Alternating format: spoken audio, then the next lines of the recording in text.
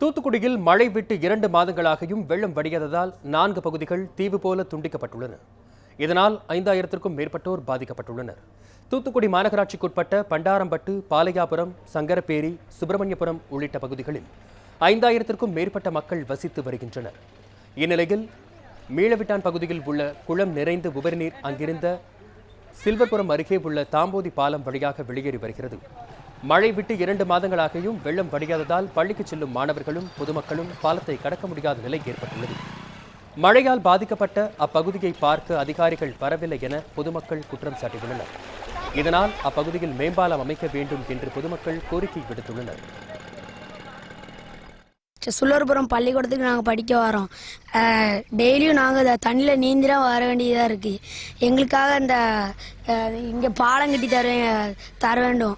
மக்கள் இந்த பதாக செல்லும்போது இந்த தாம்பூரில் ஒரு 3 மாத காலமாக தண்ணி கிடக்கிறது.